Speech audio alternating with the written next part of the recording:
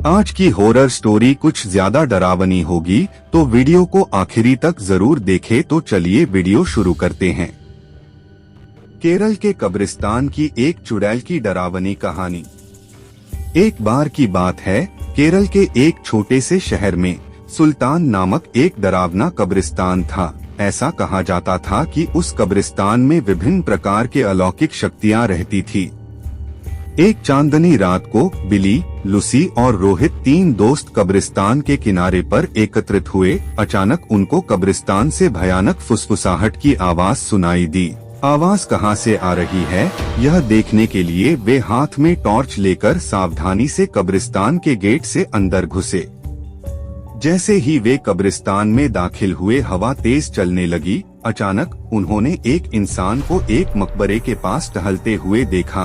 वो उदास और खोया हुआ दिखाई दिया, इसलिए बिली, लूसी और रोहित उसके पास आए और पूछा, कौन हो तुम और इतनी रात को यहाँ क्या कर रहे हो? तो उसने जवाब दिया कि मैं एक आत्मा हूँ और मेरा नाम अकबर है। अकबर ने उन्हें उस भयानक अभिशाप के बारे में बताया जो इस कब्रिस्तान के सभी आत्माओं को परेशान करता था। हर रात एक प्राचीन चुड़ैल जागती थी और कब्रिस्तान पर जादू करती थी और अकबर जैसी मासूम आत्माओं को अपने वश में कर लेती थी। अभिशाप को तोड़ने का एकमात्र तरीका कब्रिस्तान की पीछे जंगल में एक पेड़ के नीचे छिपी हुई मंत्र पुस्तिका को ढूंढना और आधी रात से पहले उसे नष्ट करना था। जादुई पुस्तक ढूंढने की दृढ़ संकल्प लेकर बहादुर तिकड़ी अपने मिशन पर निकल पड़ी। उन्होंने अंधेरे में मकबरों के बीच रास्ता खोजा जंगल में जाने के लिए, और इस बात का ध्यान रखा कि आराम करने वाली आत्माओं को परेशान न किया जाए।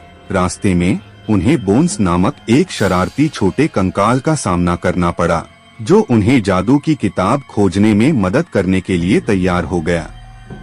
वह कंकाल उन्हें एक पुराने आम के पेड़ के पास ले गई और कहा, इस पेड़ के पत्ते सब अपने पास रख लो। अगर ये पत्ता तुम्हारे पास रहेगा तो वह चुड़ैल तुम्हारा कुछ नहीं बिगाड़ सकती और ये पत्ता तुम्हें जादुई किताब हासिल करने में मदद करेगा।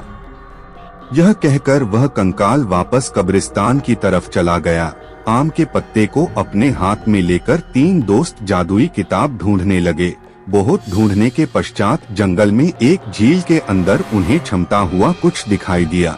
रोहित को तैरना आता था, तो उसने झील के अंदर जाकर वह चमकता बॉक्स ले आया।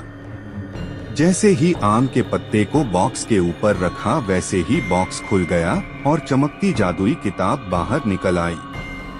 आधी रात करीब आते ही वे तीनों अपने हाथों में जादू की किताब लेकर श्राप को तोड़ने के लिए कब्रिस्तान की तरफ बढ़े। कब्रिस्तान में आकर वे किताब को खोले और एक प्राचीन मंत्र का पाठ किया। मंत्र पाठ करते ही जमीन कांपने लगी और कब्रिस्तान में एक तेज रोशनी छा गई।